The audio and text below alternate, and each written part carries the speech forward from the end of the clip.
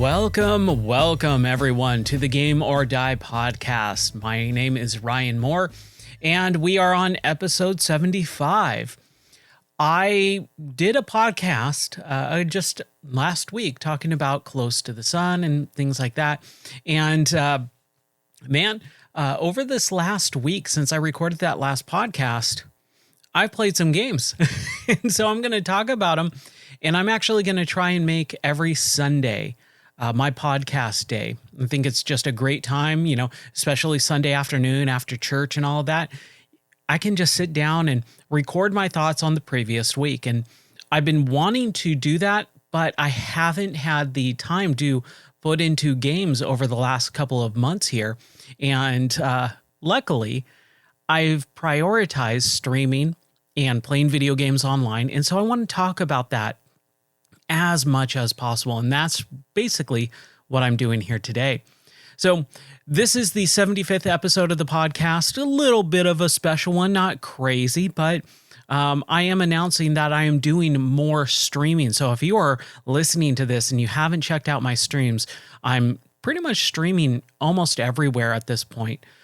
Twitch is my main one. That's the chat that I usually follow, but I have started using other sites like Kick and X and things like that. So I'll be able to have chats for pretty much everywhere I stream, hopefully getting more viewers and more information as well, being able to have other people comment. This is a podcast, so I'm primarily sticking to just what's in front of me on my notes for the last week. I can take some questions and things like that if they do pop up, but I primarily want to focus on my thoughts for the week that has happened. And then at the end, if there are questions, I can take those. But anyways, let's get started with the episode. So like I've been saying, I've been streaming pretty much every day consistently for the last week or so. And I'm putting in probably about 3 to 4 to 5 hours of streaming video games every day. It's been fantastic. And it's really nice because not only am I playing video games that I've been wanting to play, I am finishing video games on a fairly consistent basis as well. I've already finished 2 games on stream this year so far. And I am really excited because that's going to allow me to play more things throughout the year. Last year, especially towards the summer, as soon as the summer really hit, I got in a funk, really, of video games. I wasn't really excited about them. I really didn't want to play anything, so I started kind of just dropping video games, not as a hobby, but just as something that I would do regularly without thinking, like second nature almost. That's always the way my life has been, is video games are like my main thing that I enjoy doing. And the last half of the year last year, I did not enjoy playing video games pretty much at all. I did get into pinball, video game pinball, and that was super, super fun. I started playing a little bit more of arcade or Pinball Arcade, and that's a video game pinball program. And man, I fell in love with it. I actually did a video for the game of the year last year. So just last month, I put out a video of my top 5 pinball tables that I played throughout the year, pretty much the entire summer. That was really like the main video game that I played for probably about 2.5, 3 months consistently. And it was more of just a pickup. I'm kind of bored. I want to do something with a controller in my hand, but I didn't want to get into a story or have really hard mechanics to deal with. It was just kind of a mindless thing, and I got really, really into it. If you are always interested, or if you are interested in anything that I talk about pertaining to my videos, I do have a YouTube channel. It is called A Game or Die 007. The link is up at the top of this website podcast. And you can just search that on YouTube at Game or Die 007. And that's my YouTube channel for Game or Die. And I put out a bunch of videos. I put over, I think, 55 videos last month alone. And I want to try and make it a little bit more consistent, things like that, especially uploading my live streaming videos as well.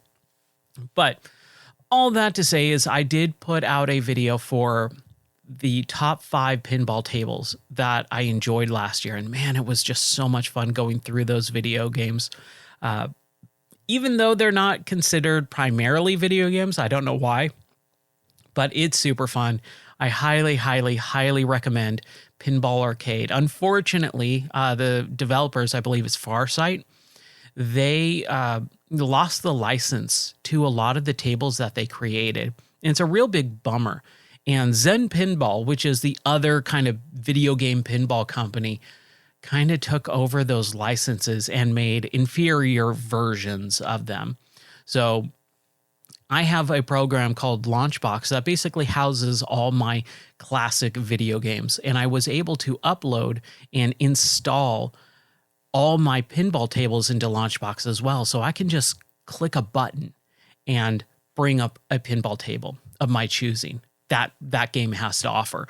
And I have about 100 of those pinball tables, plus another 100 or so of Zen pinball tables, some of the older ones that, Pinball Arcade did, but also a bunch of newer ones. And what Zen Pinball does is it takes a video game aspect to pinball. Pinball tables are real life machines, right? They are physical pieces of machines with solenoids and bumpers and lights and sounds. And you got the little metal ball. Pinball Arcade replicates the real life version of pinball. Zen Pinball replicates a video game version of pinball where you can play around with physics. So you got a lot of things like gravity being completely flipped upside down, like the screen flips upside down, the gravity gets reversed, all that type of fun stuff. And I love that as well in a different way. What I love about video game pinball is the real life replication more than anything else. So Pinball Arcade, that's kind of what I was playing, and I loved it. It was fantastic. But really, since I started streaming, I've been trying to figure out, okay, what can I play on stream? And one of the big things that I really liked was I can kind of use Game Pass as a, hey, there's a game that I'm kind of interested in. I can stream it and give my thoughts in real time. So I picked a game that showed up last week, and it was called Close to the Sun. And I remember hearing about this game and seeing it, but I never bought it. And the reason why is because I remember that game was pretty short. So when I downloaded the game, I saw that the complete time, the time to complete and finish and beat the game, was just about a little over 4 hours. And I went, ooh, I could stream that. And so that's basically what I did. I started streaming it, and I finished the entire game from beginning to end in one sitting, one stream. It was really, really fun. There was a couple parts that I got a little stuck on, and about 3/4, maybe even a little bit more than 3/4 of the way through, I started kind of getting a little fatigued and maybe going, you know what, maybe I'll come back to this later tonight and stream it. Let me take a break. And I'm glad I didn't, because I was actually pretty close to the end. I was like maybe an hour away, and it was a blast. So that's one of the first games that I want to talk about, is Close to the Sun, because it's a very easy game to talk about. Anyone who knows me knows that I love Bioshock. Bioshock is like one of my favorite video games of all time, and it's mainly due to the atmosphere of the game. It has a very unique Art Deco style to it. Like all the buildings are that 1940s, 1950s architecture style. And I love that about Bioshock. It also features a city underwater, and I love underwater locations. It's one of my favorite things. I was actually talking to my wife about this the other night, where I have a rational fear of underwater, the sea, basically being underwater, where you're in an ocean and there are animals that are bigger than houses, and they can swim at you at a very fast pace. You can't get away. There's no safety. It's called thalassophobia, I believe. And It's not something that like cripples me where I just am terrified, but I think I have a rational respect and fear for the deep ocean. I've gone deep sea fishing many times before in my life, and it doesn't bother me. Being out on a ship in the ocean doesn't bother me. But there is that unknown of being in the blackest, darkest of waters, not knowing where anything is. So I always like that. I think that's pretty interesting for a video game setting. And having Rapture, the city underwater in Bioshock, be completely underwater and you can't get away, and you have the splicers, the genetically mutated humans, having superpowers and stuff like that. I think that's a pretty cool setting. So what Close to the Sun does is it basically kind of, again, duplicates that or replicates it in a very similar style, but it is unique all in its own. What Close to the Sun does is it backs up even further in time. So the time setting and period of Close to the Sun is 1890 something, late 1800s. And I think that's really cool. They talk about Edison. They talk about Tesla. Tesla is a main character in the game. And you are this lady whose sister, writes you a letter saying, hey, I am on this ship out in the middle of the ocean. Come here, find me. I need to talk to you about something. I'll tell you more when you get here. So you open up the video game with being on this automated little tiny ship that is going towards this much, much, much larger ship. It's basically like the Titanic quadruple sized. It's just massive. It's like its own city, basically, in ship form. And I went, oh, that's kind of cool. And basically what has happened, the storyline is that Nikola Tesla has basically kind of taken the place of Edison as the inventor. Edison's kind of pissed off. He's kind of a little bit of a jerk, and he is doing everything he can to, kind of deter people from, being a fan of Tesla. Tesla has invented all these great machines and technologies for humanity, and people prop him up as like a great savior type of person. So it's really interesting. You can see the very big similarities between Close to the Sun and Bioshock. And unfortunately, it's like, it's very, very similar in a way, to the point where it's like, can't you just kind of maybe go a little bit outside the box on this one? There's a formula for Bioshock, and you're kind of going very close to it, like parallel to it in certain aspects. So it's good, but at the same time, it could have been better. However, the developer, I believe it's called Storm in a Teacup. This is like their third game, and they've been doing like smaller mobile games for their first couple. So this is a much bigger game, and it actually plays very well. However, the mechanics of the game are very small. It's a short game, first of all. Like I said, it's about 4.5 hours to play through. It is very linear. There's not a big open world. It's very kind of tight corridors and things like that. Because of the setting and location, it makes sense in an aspect. And the mechanics of it are basically non-existent. You can solve puzzles. You can pick up things and read them. You can walk around, but that's about it. There are no shooting mechanics. There's no combat, no melee. And that is another kind of ding on it. It is not a full-blown, oh my gosh, I can't believe there's no combat, this game sucks. It's just, oh, there's no combat? Okay, whatever. And I think us as gamers actually need to really be a little bit more open with our mindsets. When we play video games, we tend to stick to, or most people do, tend to stick to genres and having an idea about what a video game needs to be, because it's a product. We are buying it. But we're also buying a product that's a piece of art as well. Yes, Video games art is a discussion that a lot of people have. It's been going on for decades, and I think it's a cut answer. Of course, video games are art. They are art that is made by many, many, many people. In most cases, some developers are a single person, so they have complete creative control over their art.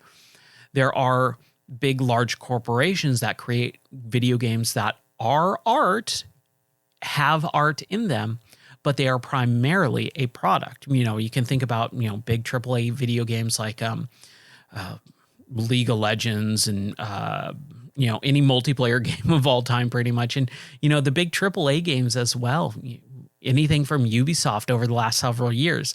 Yeah, they have storylines and stuff like that, but they are primarily considered a product. So it really depends on how you view a video game and what it really is, the intent behind it. I believe the intent behind Close to the Sun is more skewed much more towards art instead of a product. There is a balance, and sometimes that balance, most of the time, is uneven. There's not a 50-50 in most cases. I would say Close to the Sun is much more art because it restricts you so much, because it doesn't basically give you any way to combat any enemies. You just run away from them, and they are chase sequences. And there's big set piece moments and things like that. And there's a lot of audio dialogue over a radio communication, again, like Bioshock, because that's basically what this game is Bioshock in a different setting without combat. That's like the reductionist phrasing and elevator pitch of the video game. But it is much more than that. And it really stuck with me. I played it last Monday, and it stuck with me all of this week as a really fun, enjoyable 4.5-hour video game. And I really like that too. It was a shorter video game that I could complete in one sitting, a little extended sitting, but that's not a big deal. I was able to give my thoughts in real time on it and experience it the way that the game wanted me to. I did not really have any big issues with it, other than there was 2 parts that I kind of got stuck on longer than it should have, and it was the chasing sequences. There are some combat chase sequences where an enemy is running after you and you have to get away. You are, this girl, you don't have any weapons of any sort. The one time or a couple times you could pick up a weapon, you don't, for whatever reason. You're not allowed to. You just have to run away. So this girl is running away from this enemy, and they're blockbuster set piece moments. And what I mean by that is it's scripted and choreographed, and you have to run forward, choose the correct, direction to get to before the enemy gets you. The enemies are fast. The enemies close the gap really quickly if you make a wrong turn or something like that. And so there's very little margin of error in this game, and it can be a little bit distracting sometimes, because if you lose and you get captured, the enemy kills you and you have to restart over. And all that tension that builds up when the enemy is chasing you and you're sprinting for your life as the character, and you get captured and you get stabbed, you get eaten, you get killed, you get crushed, whatever it is.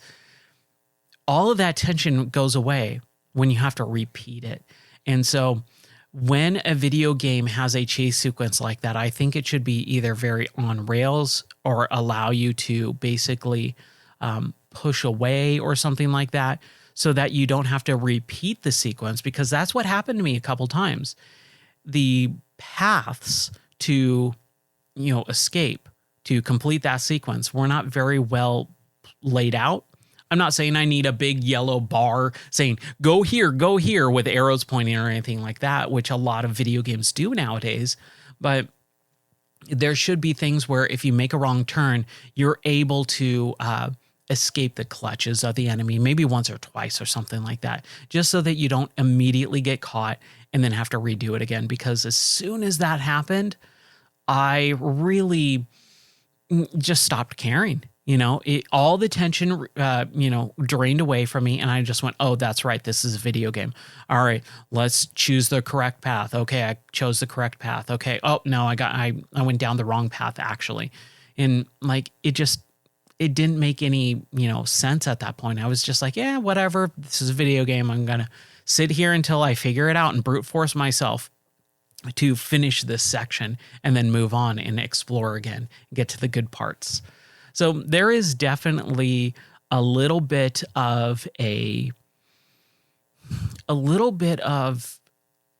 give and take with some of that stuff. And I think every game needs to figure out what they want to do to allow the player to not lose that tension, because as soon as that tension is gone, the entire sequence doesn't really matter anymore. So that is like one of the bummers about the game. But it's not a big bummer. It's not like a deal breaker or anything like that. Like I said, it's a short enough game. You can sit and finish it within one single sitting within 4.5 hours, or you can split it up over the course of 2 sittings. You can finish it in a day. If you are listening to me right now and go, you know what, maybe I want to try this game out, you can pause right here. Please don't continue watching, continue listening. But you could pause it, play the game, and then come back and, let me finish my thoughts on it. It's that short of a game. It's not going to take you weeks and weeks of, plowing through hundreds of hours of a video game. Like I said, there is no combat, so it is more story oriented, but I really like that. And especially at the beginning of the year, going, all right, I didn't complete as many games as I wanted to last year. Let's try and, get more done this year, which I'm trying to kind of curb a little bit. I don't want to focus on completing games anymore. I want to focus on enjoying the games that I find and play on stream. So with my streaming especially, if it's going to take me a couple days or maybe a week or two to finish a game that should maybe take me a day, yeah, that's okay. I'm okay with that because I am streaming a lot more and playing more video games than ever before. Hopefully, I can do that, and I'm excited about that, and that makes me really, really happy. Now, Close to the Sun is on Game Pass. That's where I found it. So it was free. I believe when I saw it, when it originally came out, it was about $20-$30. And I went, I don't know if I want to pay that much for a 4-hour experience.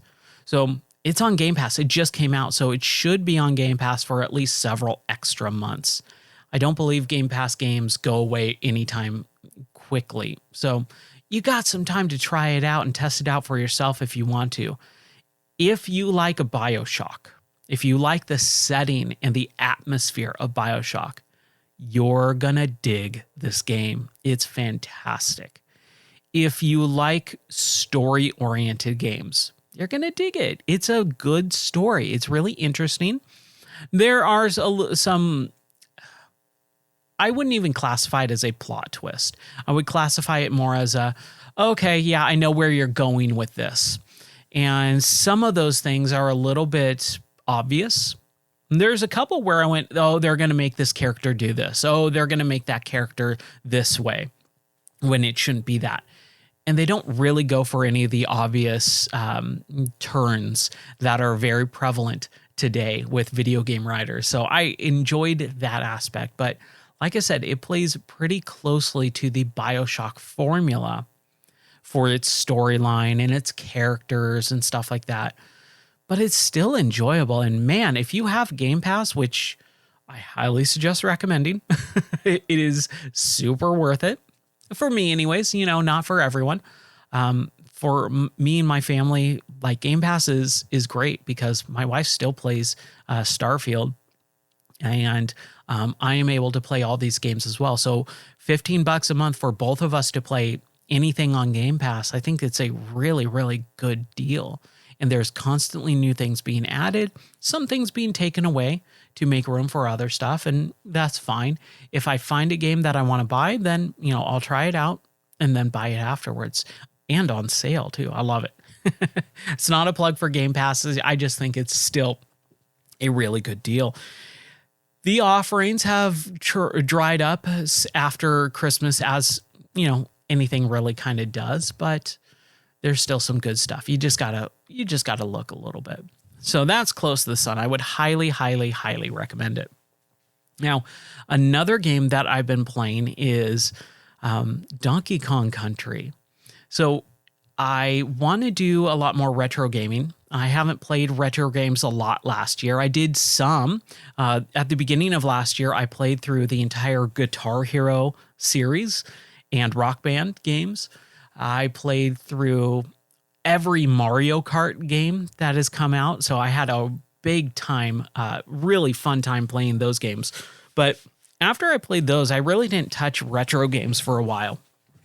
And so I'm doing retro nights, and it just really kind of depends when I want to play video games. I want to get more on a set schedule, but for right now, as I start my streaming, career, I guess you would call it, I am struggling to figure out when I want to play something. I gotta be in the mood for it sometimes.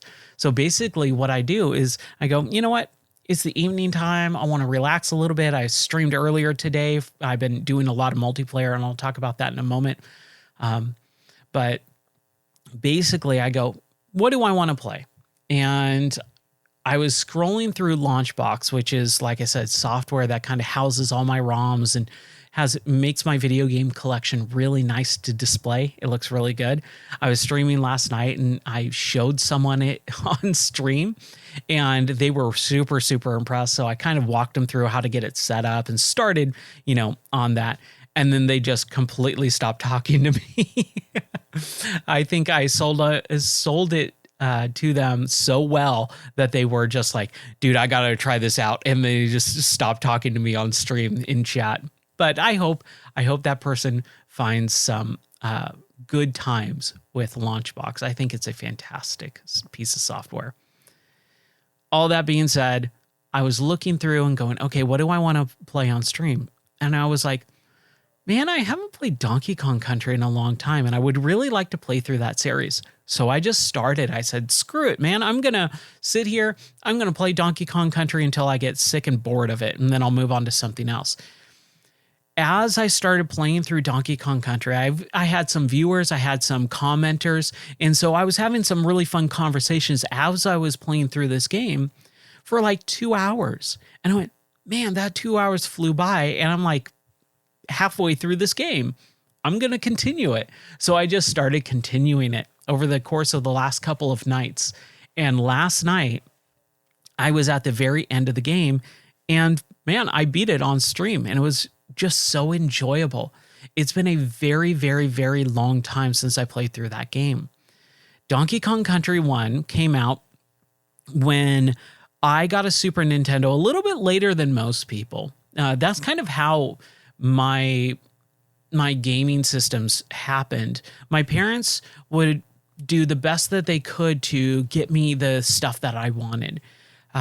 But a lot of that stuff was just so expensive, And so my parents would wait until like Christmas and get me a system. And it was really cool. I actually love this about them.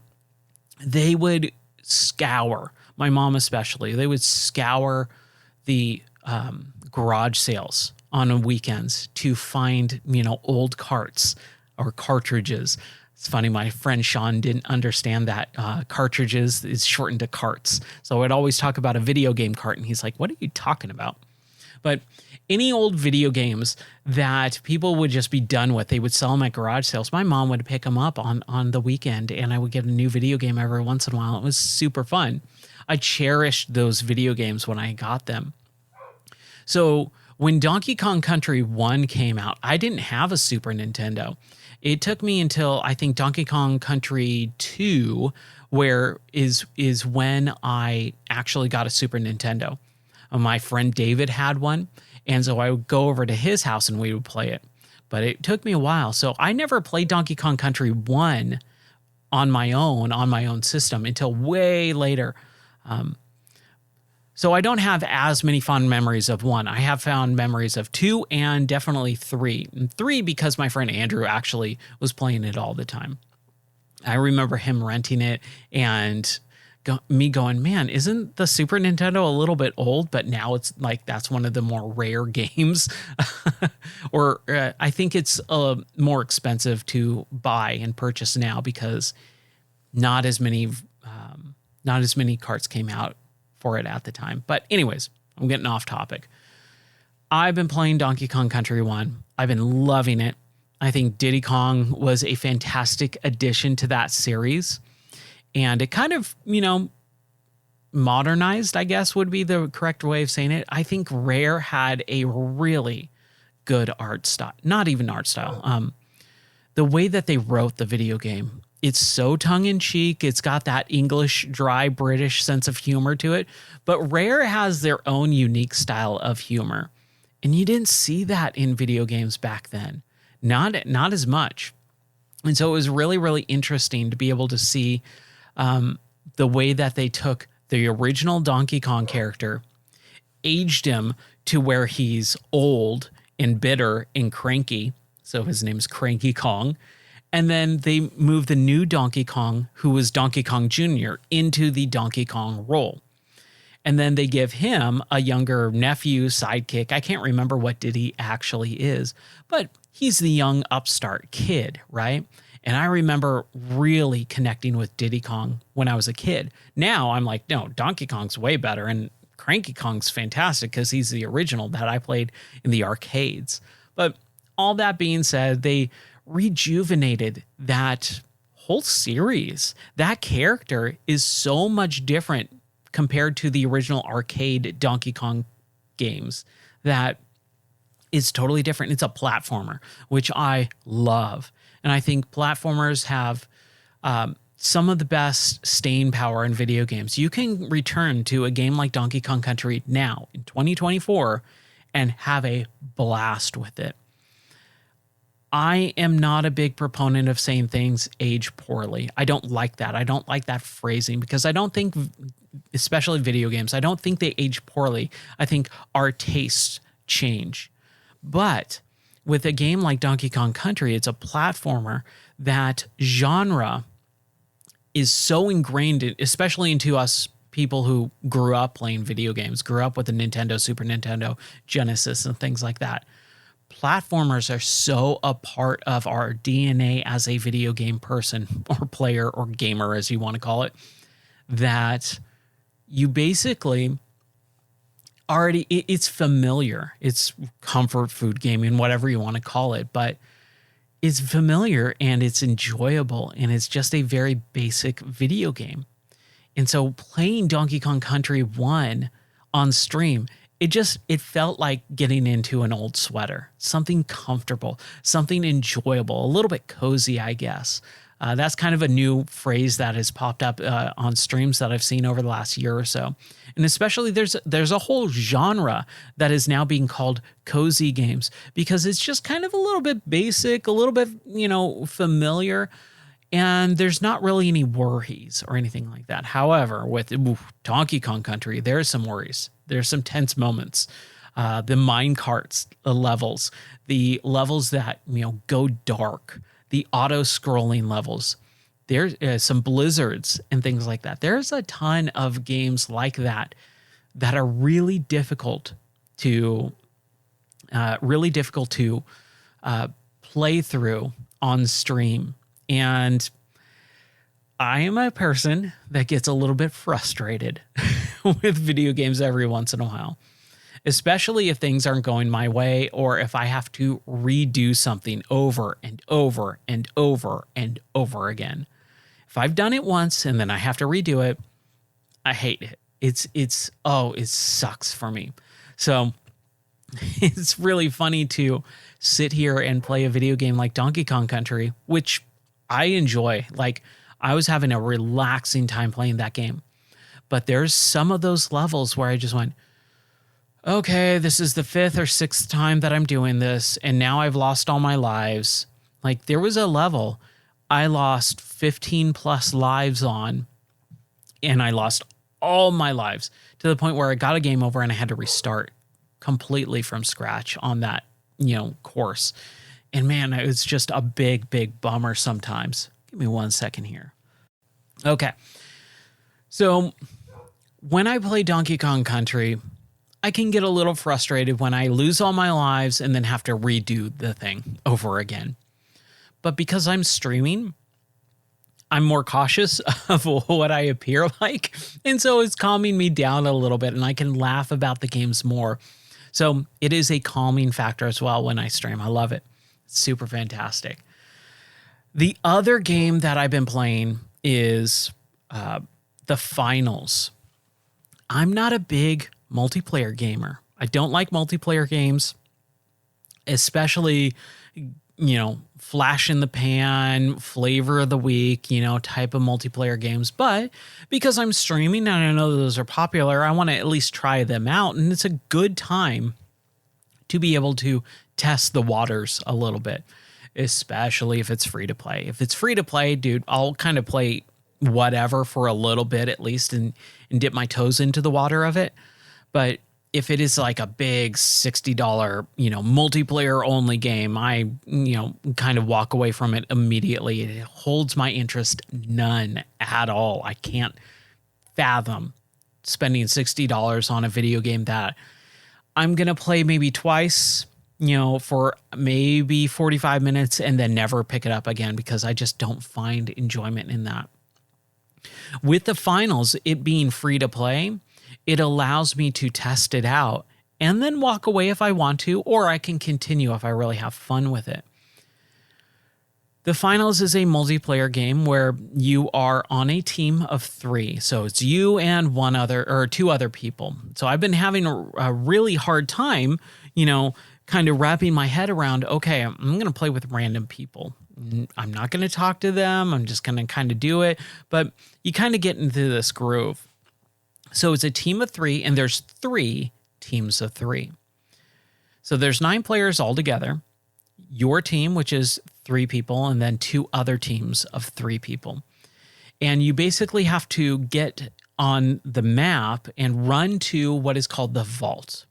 You open up the vault and it's this like cash box that then you have to take across to another area, put it into this banking system and let it unlock. That opening up of the vault takes time. The putting it into the cash box and letting it unlock so it deposits in your account, I guess. It's a little bit weird.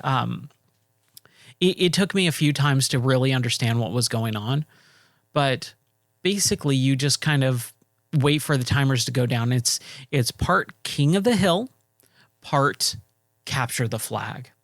And that's what I really like about it. It's taking those 2 concepts of multiplayer gaming and kind of smashing them together.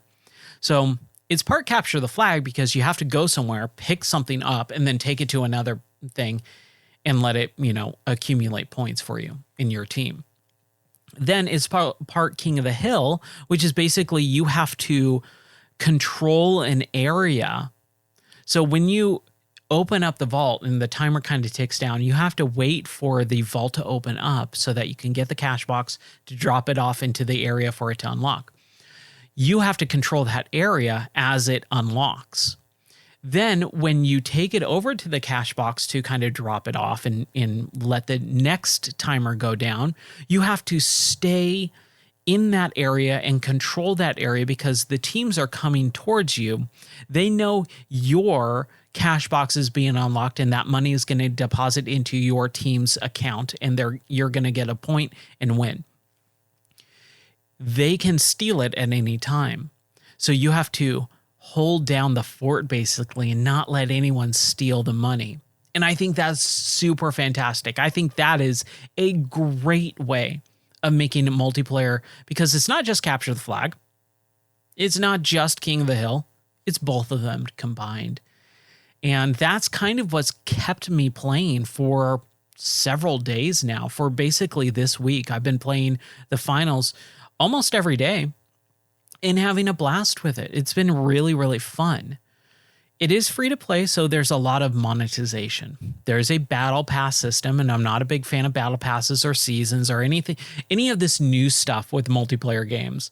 I come from an era where a multiplayer game was just free-for-all, Slayer, Slayer, uh, and stuff like that, like in Halo or, GoldenEye on the Nintendo 64, just kind of basic stuff. Yeah, you got Capture the Flag and King of the Hill and stuff like that, Unreal Tournament stuff, Quake 3. Man, I want to play Quake 3 again. I should set up a server. That would be super fun. But you got all these basic things in multiplayer. Once online gaming really became a thing in the mid 2010s, in the 2010s, everything started pivoting to purchasable items, and anything free to play is monetized up the butt, right? It is just so crazy with monetization. So I steer clear of a lot of multiplayer games because of that fact. I'm buying a game already, and then it's already monetized with skins and character animations and all this stuff. And if it's free to play, then it's even more. And that's kind of where I really deter from playing those games. But with the finals, it being free to play, me trying to stream it, I went, you know what? I'll give it a shot. I'll try it out. And I've been having a really fun time with it. It's been enjoyable to not take it super seriously, just have a fun time.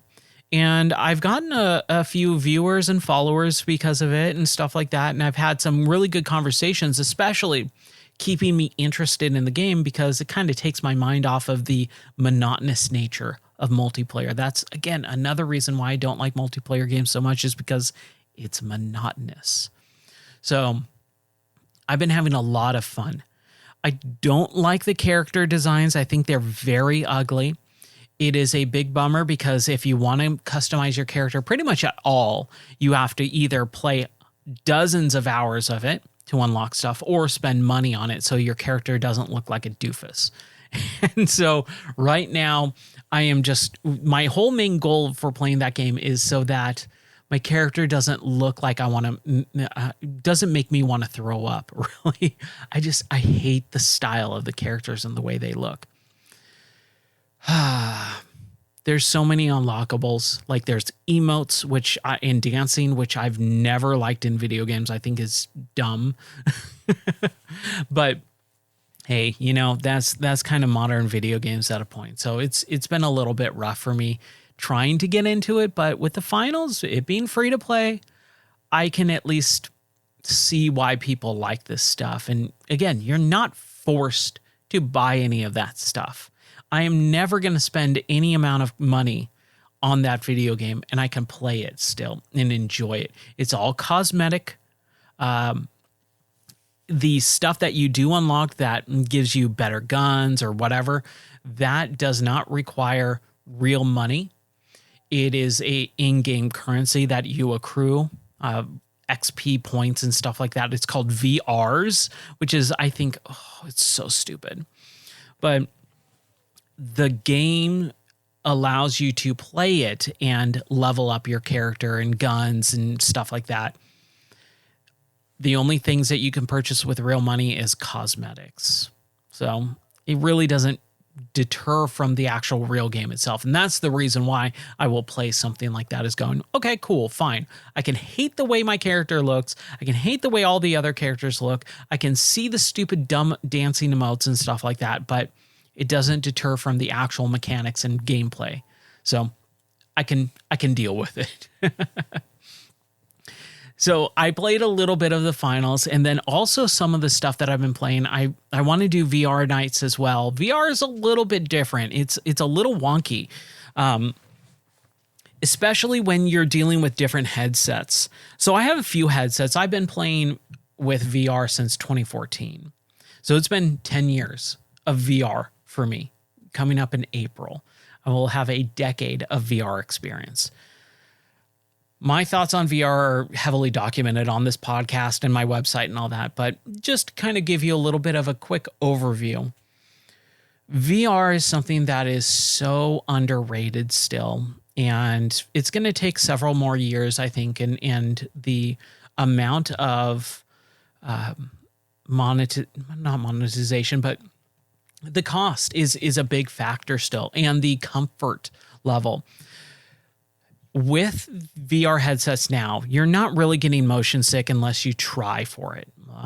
The refresh rate and all that stuff is totally fine. I understand that it can be disorienting for some people, but it is not that big of a deal. I think people really need to stop saying, oh, you're going to throw up. No one's throwing up in VR. That's never happened. And if it has, it was back in 2014, with the very low refresh rates and just the way that the tracking was done. All of that stuff is done nowadays. Like, you're not getting sick off of VR. If you do things that you're not supposed to be doing, like where you're turning your character's body and vision one way, but you're turning your head the other way, that I can see can make someone, feel a little bit nauseous and things like that. But, VR motion sickness isn't really as big of a deal as it was 10 years ago. I am a big proponent of showing people very basic things in VR the first time because, again, you want to ease them into it. You cannot give them a roller coaster demo. You cannot give them, all these things. And again, VR has been on actual theme parks and actual roller coasters, and it's all synced up so it doesn't. All this science has been done so that it doesn't happen. And you don't hear people saying, oh, I threw up on a VR roller coaster and blah, blah, blah. It just doesn't happen anymore. Ugh, I hate that. But I want to play more VR games because VR is still a little bit of a headache to set up. It's kind of something that I really don't like doing. I really want to be able to just put the headset on and go, right? And there's all these barriers to entry when you're playing VR. Back then, it was tethered. You have to have a top of the line PC with amazing graphics, several $1,000 computer, plus a $500, $600, $10 or $1,000 headset as well. You don't really need all that stuff. The Meta Quest line, Quest 2 and the Quest 3 are phenomenal hardware. They are not perfect by any standard. I have a Valve Index, cost me $1,000 in 2019, and it's sat on a shelf or in a box collecting dust for the last couple of years since 2020. And the reason why is because in 2020, the tail end in November, right before Thanksgiving, I bought a Quest 2, just going, I travel a lot, we're moving across the country soon and all this stuff. I want a headset. I want to play VR again because it was a few months and stuff like that because of moving, my computer being in a different state across the country. I wanted to play VR. And so I bought this Quest 2 headset and I went, oh my gosh, it being untethered is a game changer. With the Oculus Rift Development Kit 2, which was the first one I got in 2014, the development kit. So it wasn't even retail. Retail didn't come out for a couple years until 2016. Man, it was tethered.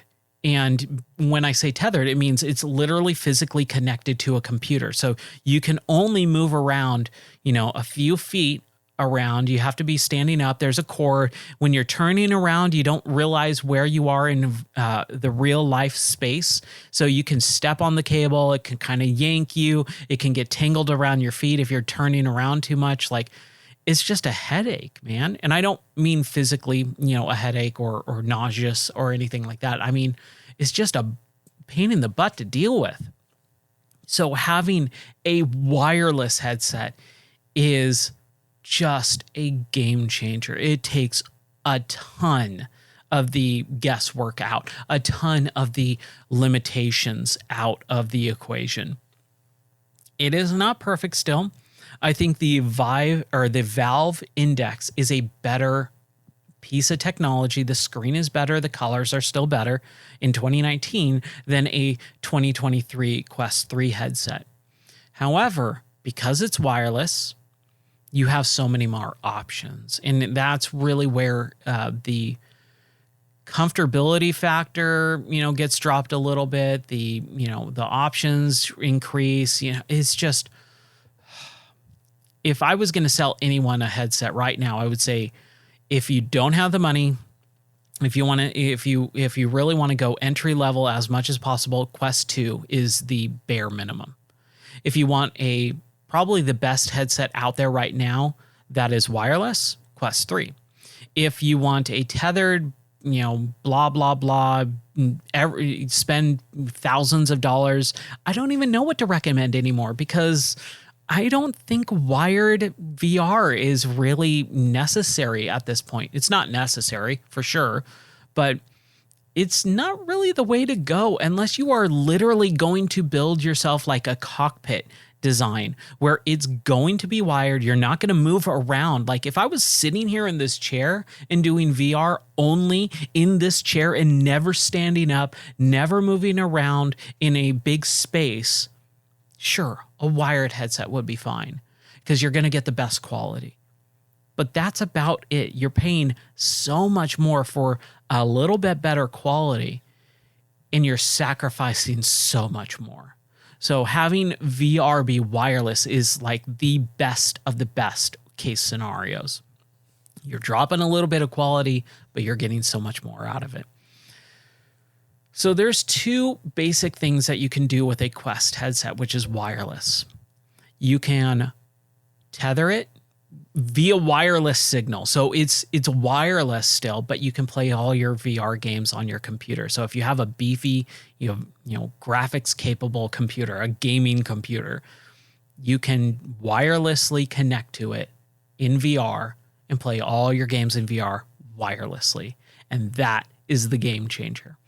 You can also just do the standalone headset. And again, you're going to sacrifice a little bit more quality and a little bit more graphics intense games. And, I don't know how they work very well because I've only played a few of them, but a standalone headset where you literally just pick it up, put it on your head, and start playing it. You don't even have to connect to your computer. And that's kind of where I've been having a little bit of an issue. Not just connecting to the computer, because that's pretty easy. There's a piece of software called Virtual Desktop, but it is the streaming it. Streaming VR is still a little bit of a headache, but I figured it out. I've been testing it over the last couple of days, and I did it a couple years ago. I was upstairs playing wireless VR with my computer down here, and it was working. But for whatever reason, something broke in the chain to where wireless connectivity, where streaming just was not able to be done. But I've been working on it. And so I started it the other night, and I had, as soon as I was about to go live, again, there was a glitch or a hiccup in the software where it wasn't connecting properly. And then my computer itself was having a hardware issue with the network cable. And I've got a beefy network. I mean, I literally have a server rack I'm staring at right now in the other room. It is, the network is solid. It is a top of the line home network, basically.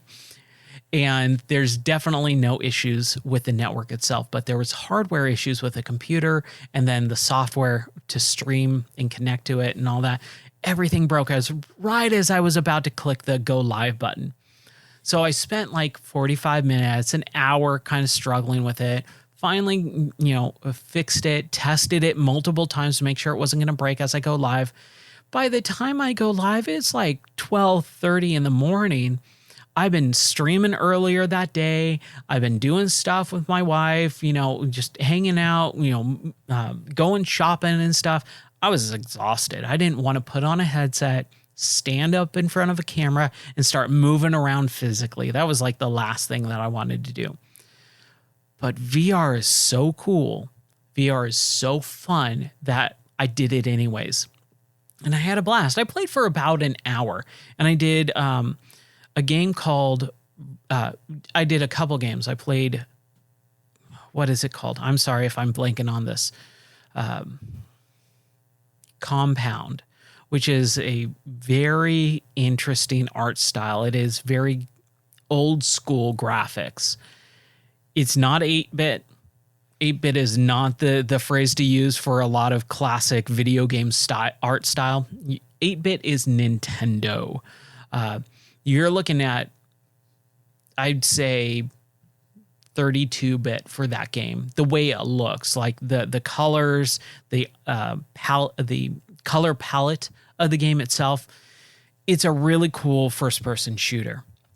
It's a quote-unquote roguelike, so you can go through the game, die, and then save some progress and some of that stuff. It's a really interesting game. It's kind of my game to test VR out really quick when I'm going live and stuff like that.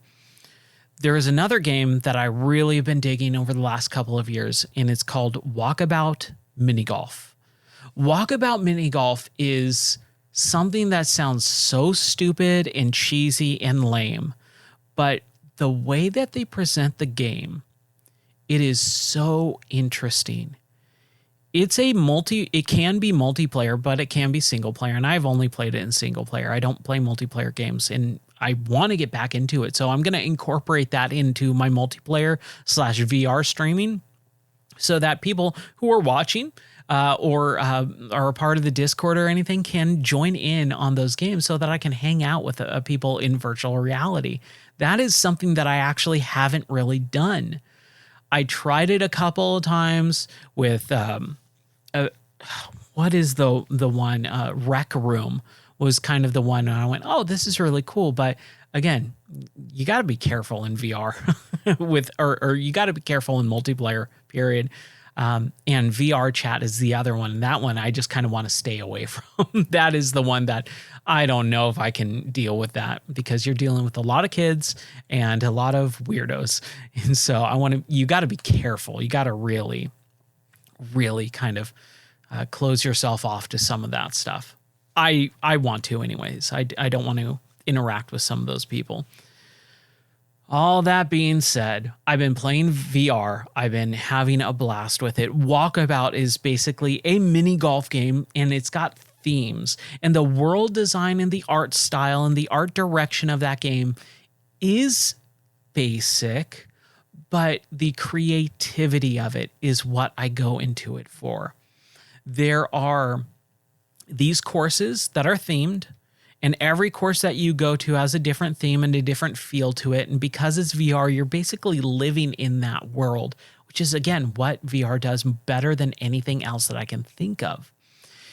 The way that I go to theme parks is I go to theme parks because I want to experience what it's like in a thing, right? I want to feel like I'm living in that space. When I go to Indiana Jones and the Temple of the Forbidden Eye, on that ride, I love that ride, not because of the ride itself, but because of the queue line. Because the queue line, you're going through and it feels like you're in a jungle. It feels like you're walking through a forbidden temple, right? It's got the spikes and the bamboo cages and all this stuff. It feels like you're living in that scenario. And VR does that. VR brings you into this setting and scenario and world unlike anything else, because you're not staring at a screen at that point. You're living in the world. And I'm being a little bit flavorful with my language, but basically that's what it feels like. It feels like you're actually there. It's incredible. So playing VR, playing Walkabout Mini Golf, it feels like you're in a mini golf area because you are, but it feels like you're in the setting that they give you. So there's a pirate themed level. There's a ghost themed level. There's a spaceship themed level. There's a Western country themed level. There is a hillside Swiss mountain level. Like, it's just so interesting to be there. And especially with most of them, take the space themed level and the, haunted castle level out of it.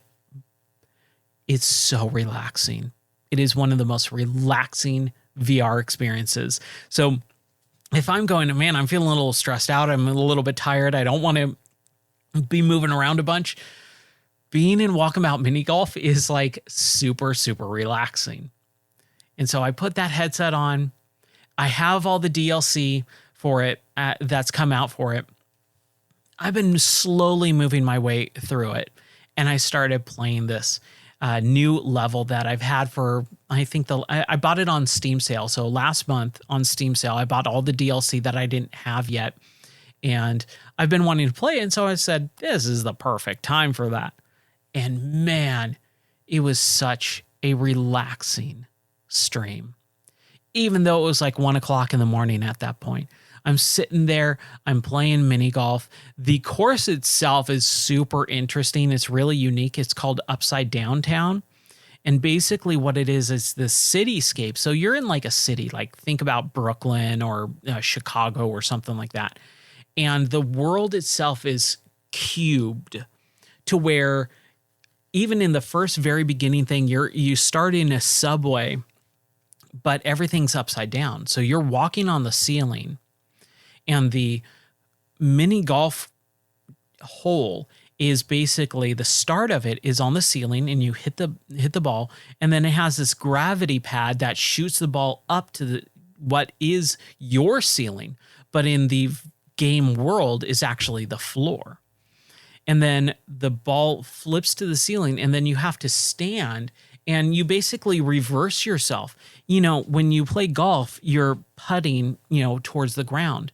But in this, because your character, you are still on the ground, and the ball is on the ceiling, you have to lift your putter up vertical towards the ceiling and then swing it like you're, trying to hit a fly in the air or something like that. It's really, really interesting. They play with gravity in this course throughout the whole thing, and it's a mind warp, man. It is just so crazy, but I had such a good time with it. Even though I was exhausted and tired, I was still having fun with it.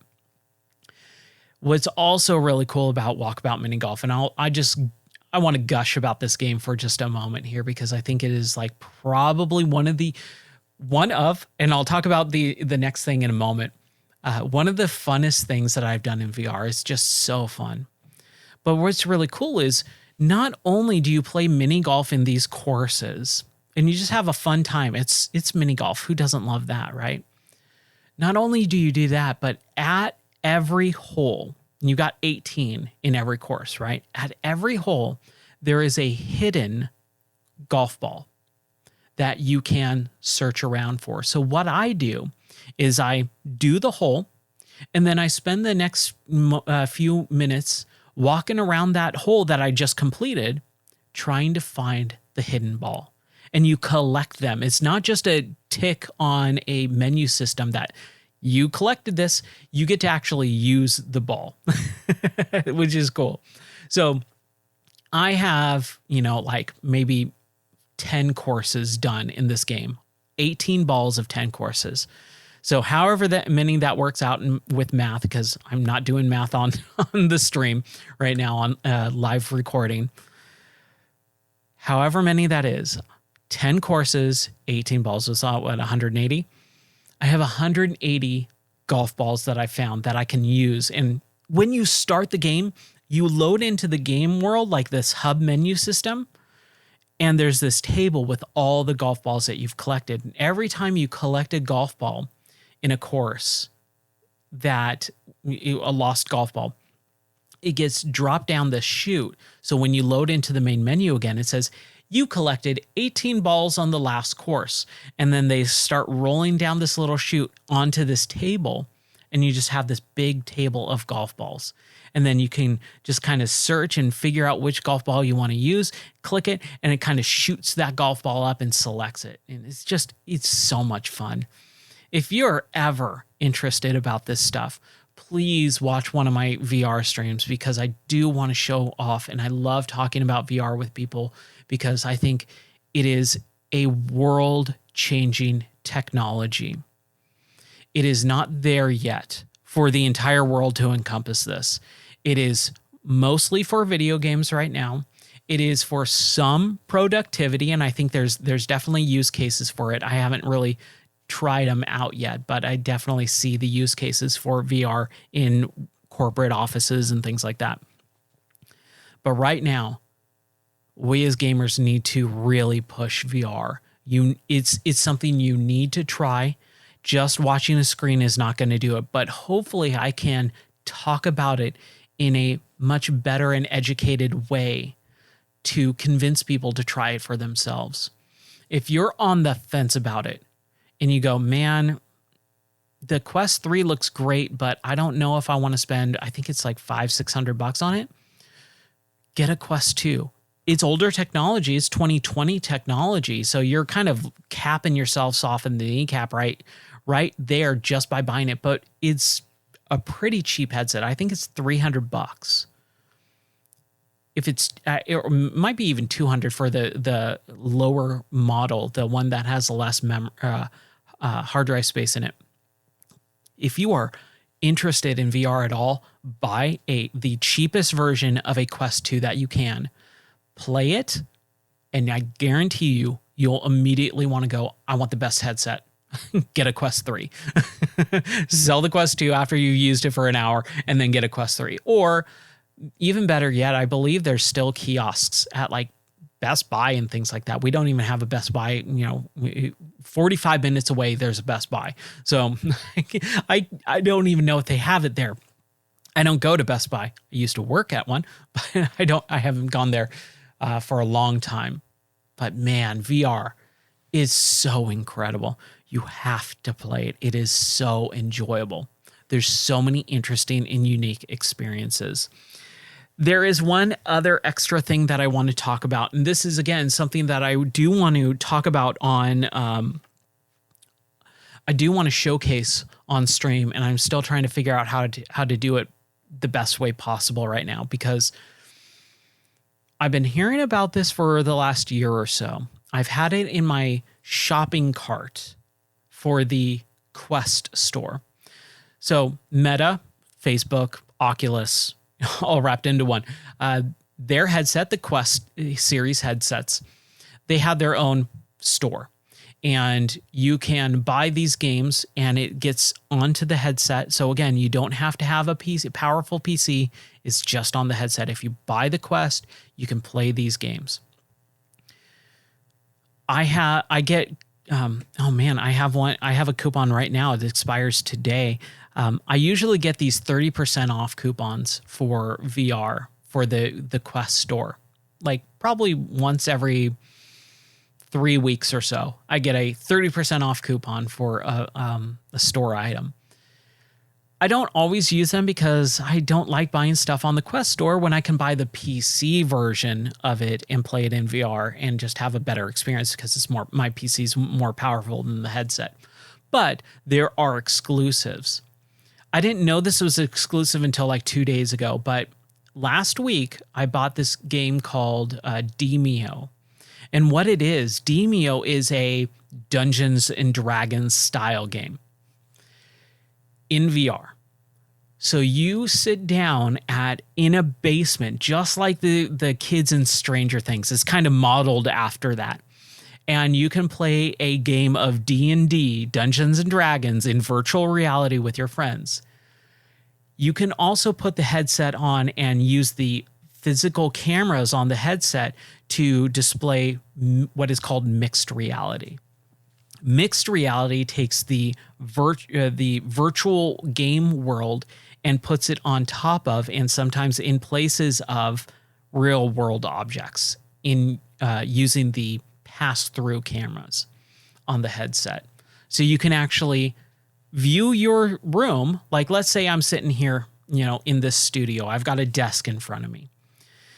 I could put the headset on and see a virtual world, but I can double tap the headset and the cameras come up so that I can actually see what's in the room, so I don't bump my head on a ceiling fan, or I don't hit a wall accidentally, or I don't stumble into a table, because I can see it because I'm just looking at a camera. It's like literally taking your phone out, using your phone screen as the camera that you view.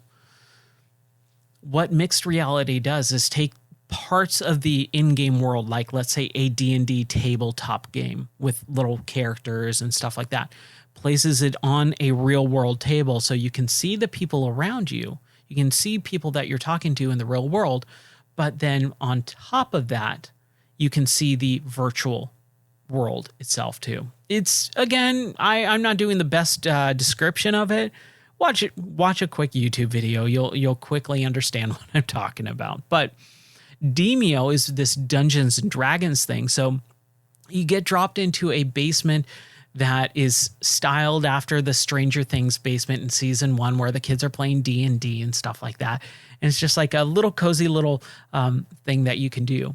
And it's almost like when you're playing the Dungeons and Dragons game in this world, it feels very much like what is called battle chess. Battle chess was an old classic computer and video game. I remember my dad had battle chess and I loved it because it's just chess, but the characters all animate, walk around and battle. So if you have two pawns together, the pawns will come to life when you move your pawn forward, and then they'll battle. And then whoever, obviously, I thought it was all like video game chance, but it uses the same chess rules. So let's say you got a king and a rook. So the rook, when you move it, it actually comes to life. It's this big pillar castle. It comes to life, walks over to the space, and then settles back down. Then you move it to the king and you have a checkmate or something like that, let's say. The rook gets up, walks over to the king comes alive, and then they start battling. And then the rook smashes the king, and then there's the game, right? Like, that's battle chess. What Demio does is something very, very similar, where you have your characters and they all animate. So it's a very video game-y type of D&D. It's unbelievably awesome. I love it. I think it is super cool. I've only played it for maybe 15 minutes, just kind of demo it out. And then you can also use it as a hangout for real world people. So if like 5 people had VR headsets and they all wanted to get together in the same room and play a virtual D&D, you guys could all do that in mixed reality. So you can actually physically see the person, sitting next to you, but you can also virtually see the animated characters battling it out in front of you too, all within this headset. It is incredible. The other thing that's really cool is you can do it virtually. And I thought this was super fantastic for someone like me that wants to play video games at like 1 o'clock in the morning. And in VR, you can have this lobby room where you get to have your own little club hangout where people can join in. You can walk around. It's a much bigger space than just a basement. It's like a basement card shop in like New York or something, or Brooklyn, or I don't know. I've never been to a place like this, but it seems like, dude, I would love a place like this. Is this big? You walk downstairs, so it's like a underground level of a store. And it's got a room that is dedicated just to painting your little action figures.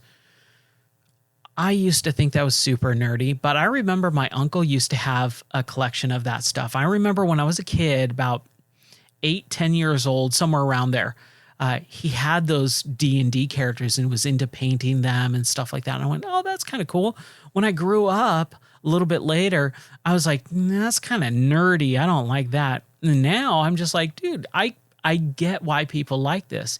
You're sitting there. It's very relaxing. You can paint it the way that you want to paint it. You can have all the different colors.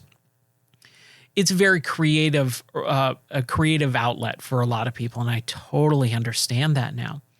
It's also super cool because you can not just have this little area where you can virtually paint all your characters and use them in the game. You can also hang out and read. You can watch movies together. You can do little mini games. Like they have this little archery range with like little suction cup darts where you're playing virtually. Like you're just doing this in the air where you're pulling back. Like it's like air guitar almost. Like you're not really playing guitar. You're just kind of faking it. but in the virtual world, you're actually playing archery. Like there's little things there. And you can use it as a virtual club hangout. And this is something that I really want to do. I want to try and do over the next couple of weeks here is do a new VR video. I started one in 2021. When I moved here into Tennessee, I was like, dude, I want to get back into YouTube. I want to get back into making videos. I want to do a video about why VR is awesome. I started in 2021, and because of the way just my life was working out, I was super busy. I was traveling a bunch, and I just had to stop what I was doing, and I never finished that video. Last summer, my cousin was talking to me about VR, and I was like, man, I made a video about VR, but I never finished it. And he encouraged me to actually finish the video. And I went, well, because of the way that video is shot and all this stuff, it's a little bit hard to finish it, but I'm going to put it up online as a quote unquote work in progress and then redo that video, or maybe even better yet, make a part 2 to it and kind of recap some of the stuff that I talked about in that video, but also give better examples and actually make it look really nice and presentable. So I want to do a why VR is awesome part 2 / redux, whatever you want to call it. You can tell I'm just super passionate about VR. I think it is just an unbelievably cool piece of technology that most people kind of disregard, mostly because they've never tried it. They hear someone talk about it, they say, yeah, that sounds cool, but then they never actually try it. And trying it is really the hardest part for most people because they're wary. They're thinking they're going to throw up and all this. They're going to get super nauseous and stuff. And yes, motion sickness can happen, but because of the way the technology has advanced in the 10 years, 11 years technically, that VR has been out, it's not really an issue anymore. So if you're sitting here listening to me talk about VR and go, man, maybe that sounds pretty cool, try a Best Buy demo or just buy one sight unseen. Watch some videos on YouTube. Like there's some really cool stuff, or watch some of my streams. Like if you're like, yeah, maybe someday, Ryan, just watch some of my streams. I'll be more than happy to showcase some VR stuff on stream live. I love it. VR, man, it is just so enjoyable. So that's what I've been doing over the last couple of days here, or the last week. I also have been playing a game. I played a demo, but I want to talk about that as what I'm looking forward to. So this last week, a demo for The Prince of Persia, The Lost Crown got released. I didn't know this demo was coming out. And I played it on stream the other night. And I was really cautious about it because when they released the trailer, when they announced this game last year, the trailer itself was so poorly put together.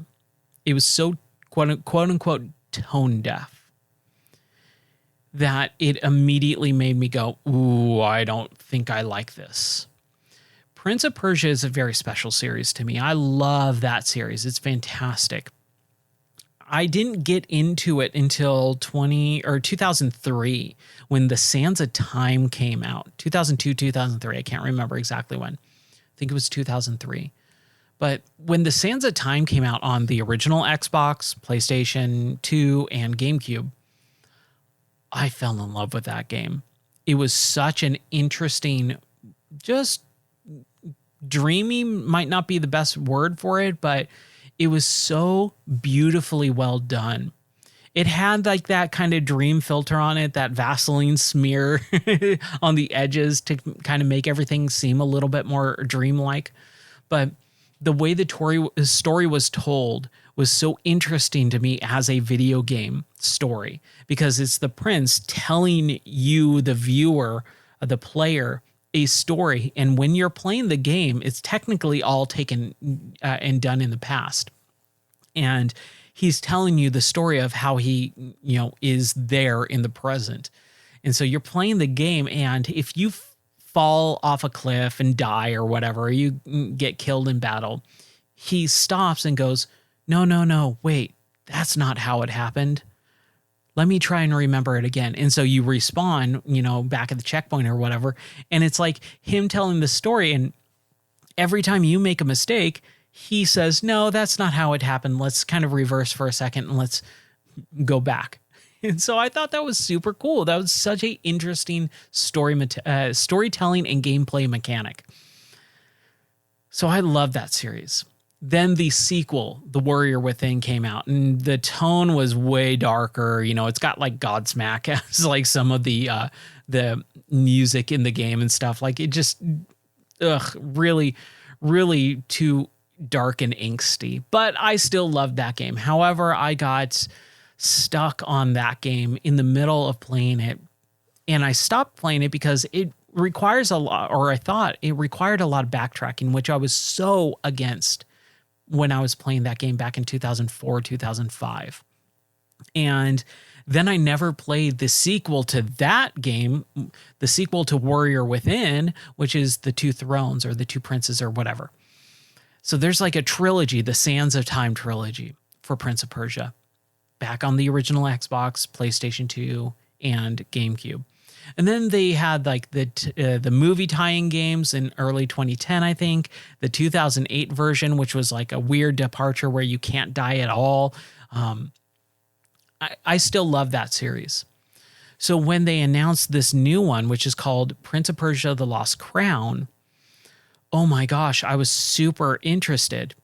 But then they showed it off. And the gameplay itself is actually not that bad. It's a run-based exploration game in the vein of Hollow Knight and Castlevania and all that stuff.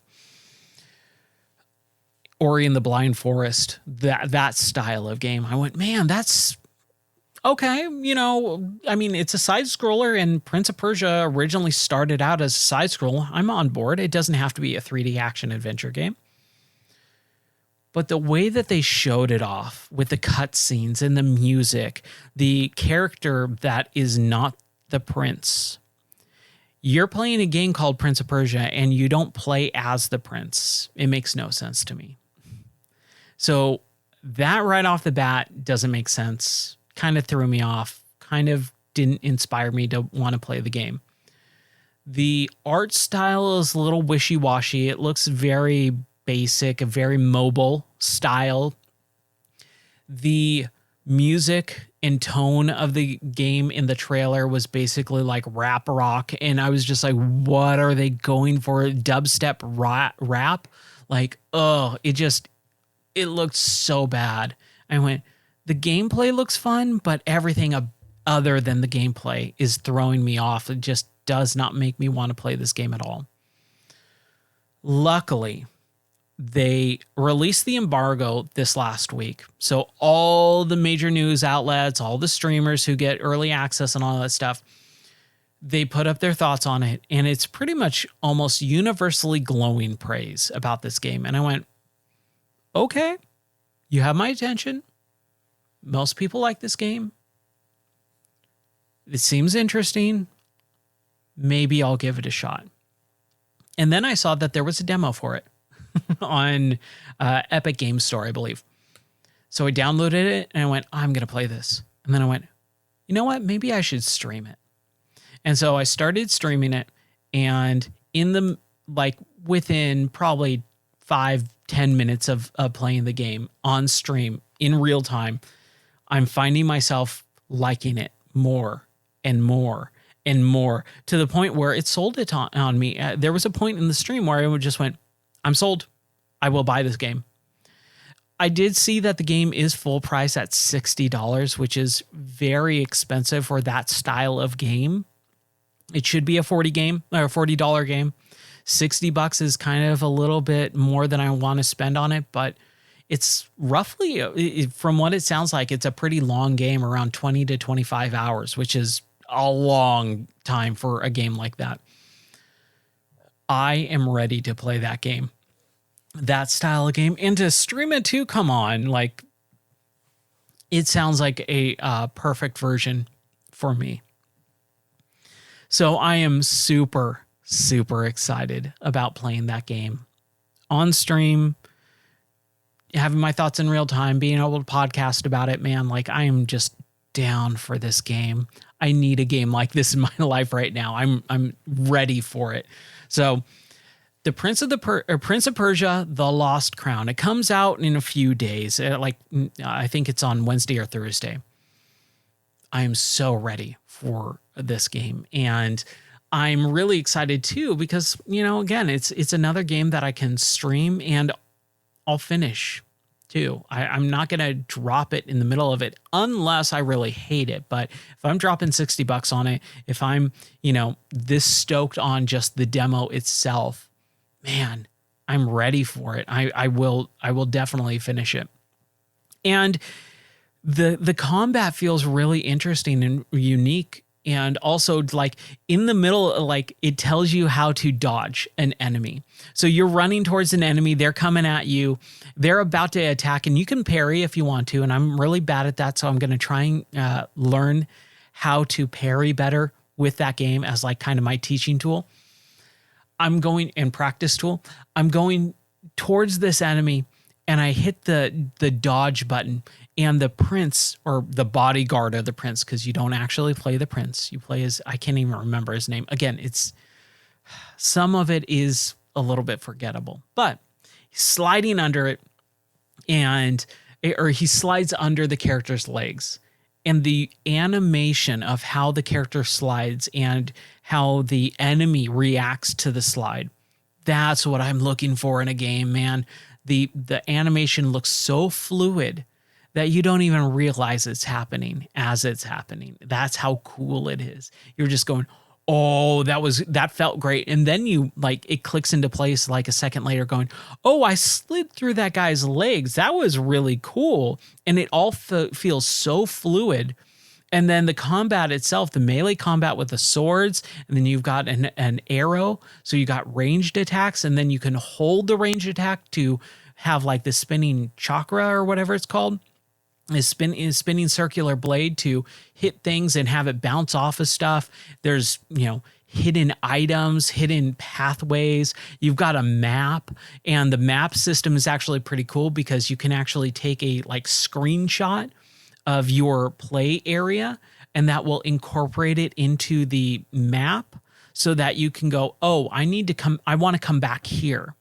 So you screenshot it with a special button in the game, and then that will layer it on top of the map section for that area so that you know visibly, like, oh, I need to go back to that area. Maybe I have the power up to go back in advance. Like, dude, it's so, so good. I'm so excited to play that game this week. So be on the lookout for that.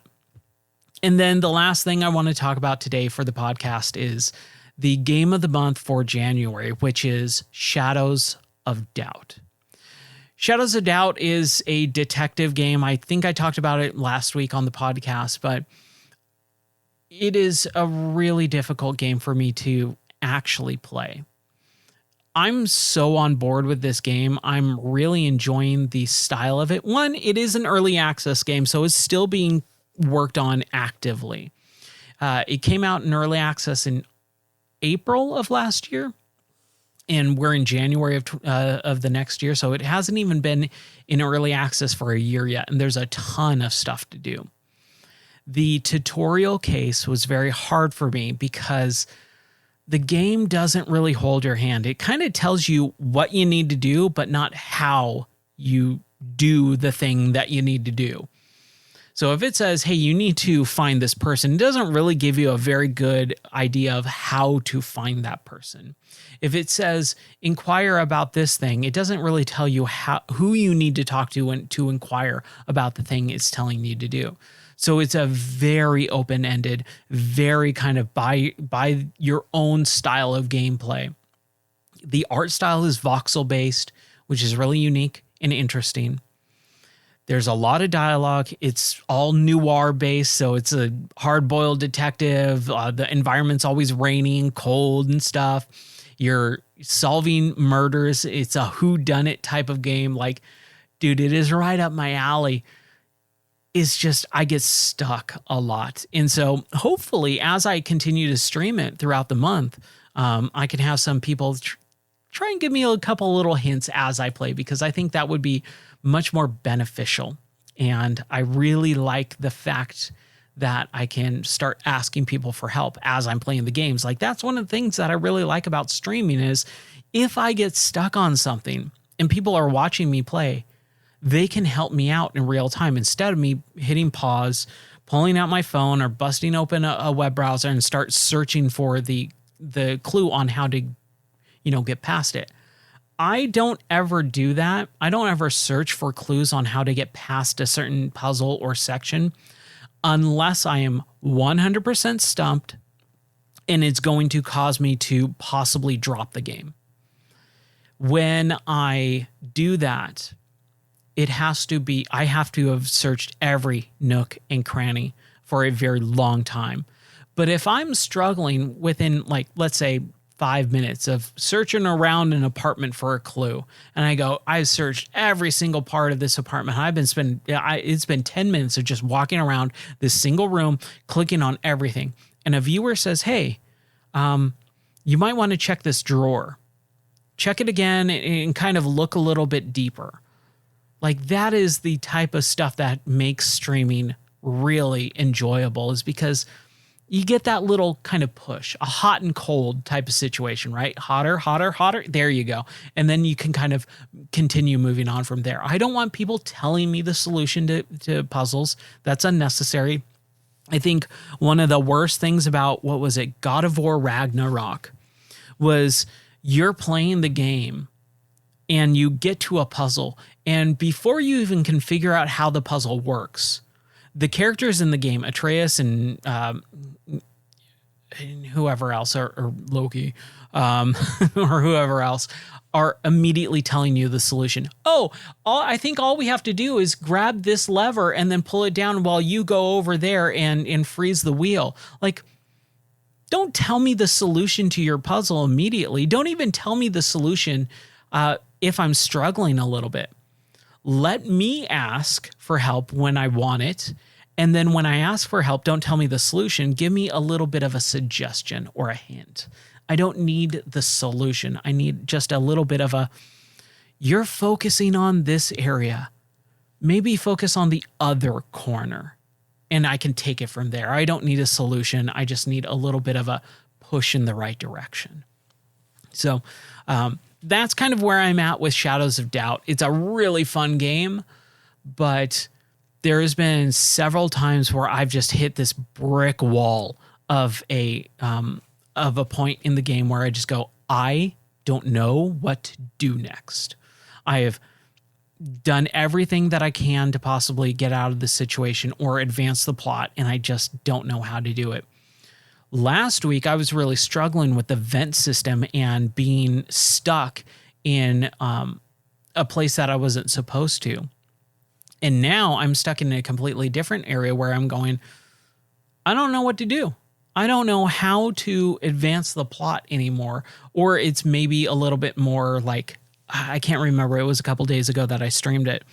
But I was playing this section where it was...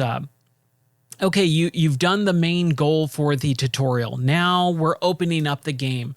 Go to a bulletin board and pick a case that you pick a lead that you want to follow. So I did, and now I've got this briefcase, and it says, all right, you need to open up this briefcase, pull out this folder, and in the folder it's going to tell you more information. So I have this briefcase, and I spent about 10 minutes trying to open up this briefcase, which I can do. It's super easy. It's just a click of a button. I open up the briefcase. I see the folder that I need to take out and look at to get the information of who I need to go to, who I need to talk to, where they are, like the information, and I can't take the thing out. I don't want to look it up online because I should be able to figure it out, but I spent like 10 minutes just sitting there going, how do I get this folder out of this stupid briefcase? I put it on the floor. I've gone over to a table, at a restaurant.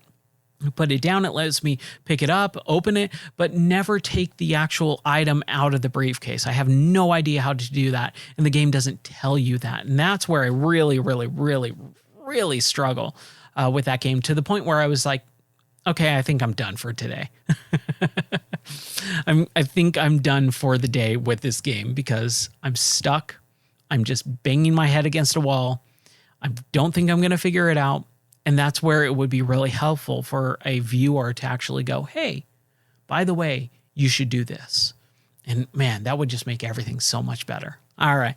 Well, that's the game of the month. It's, we still have half of the month left. We're only in the first part of the month.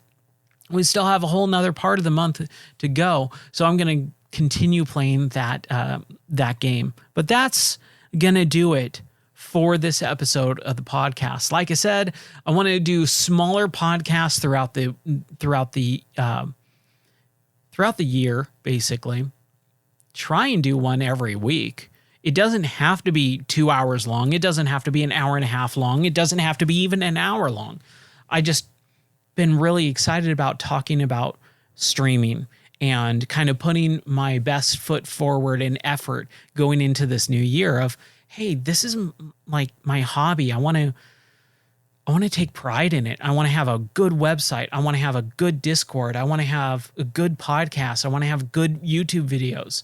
I want to have a good stream so that people can see what I'm doing and enjoy it. I want to try and, bring some entertainment to people in some way, shape, or form. And I think I have a really good grasp on what video games can be and what they should be and how they can be better. And, just talk about video games. There's so many podcasts that are quote unquote gaming related where they're just there to spew political stuff or their personal agendas, or they're there to just kind of do the same, to get popular. And I don't want any of that. What I really want is just to talk about video games and my experiences and hopefully hear from other people about their experiences. That's the whole point of all of this, is to talk about video games.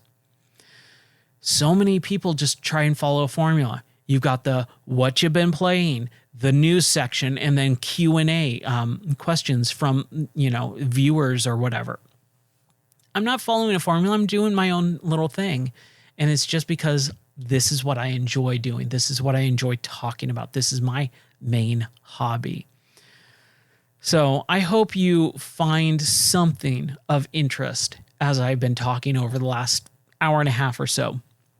And I think there's a lot more that I can talk about, but again, I like doing it in the moment. It's hard for me to take notes and actually have like a whole like written thing of like, hey, I want to talk about this. And I think this thing did this thing really good and all that stuff. Like I can do a couple bullet points, but if I'm playing a game like, let's say, Prince of Persia, Lost Crown, there's so many thoughts that I have as the game is playing, and then I stop doing it. I go do something else because I have other responsibilities as an adult. I don't get to write those and jot those things down until a day or two later sometimes, and then I forget half of them. So that's what I love about streaming, is I can kind of catalog that stuff in real time. But that is going to do it for me and this podcast for today. Thank you so much for watching. I really appreciate it. If you have any questions, comments, concerns, I have all my social links up at the top. And then I have a Discord that I am going to be much, much, much more active in and posting schedules and things like that. I have a list of a streaming schedule. I just need to finalize it before I post it. But I'm trying to stream every day on Twitch or Kick or YouTube or whatever. And you can find me. If you really want to find me, you can find me and hear my thoughts on stuff about video games. That's all this is. There's no political agenda. There's no politics or any of that crap. It is all video games all the time for me. All right.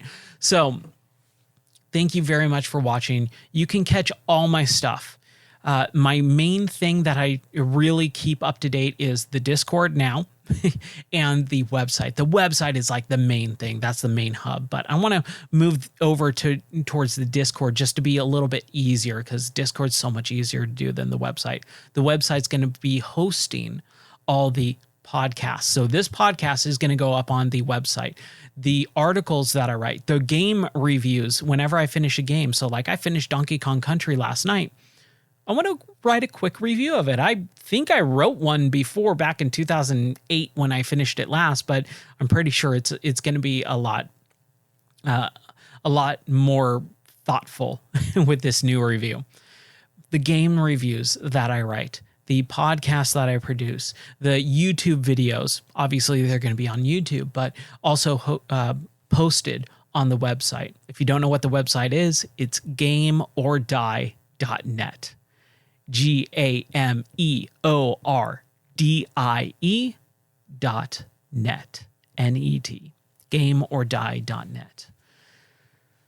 That is where everything is going to be posted. So if you want to check that stuff out, and then there's a Discord link, either in the Twitch About section right below me as I stream this online, or on the website. Just up at the very top of the website, there's a couple little links. There's a Discord tab. You click on that, that's going to take you right to the Discord. Again, I'm trying to do my best to kind of promote that. I'm terrible at self-promotion.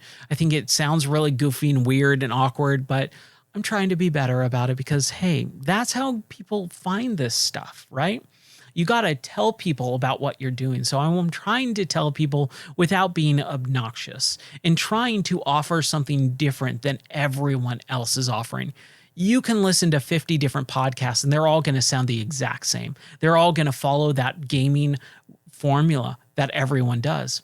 Mine's not like that, all right? I'm going to talk about what I'm playing, and that's about it, and talk about my passions. So, thank you very much for watching. Again, check everything out at gameordie.net. Follow online, follow on the Twitch if you're watching me live. Join the Discord server because that's where I'm going to post all this stuff. So if you're ever going, man, I wonder what Ryan's up to, bam, that's where you're going to find that stuff. But that's going to do it for me. Thank you very much for watching. I'll catch you next time. Have a totally tubular rest of your weekend. Bye.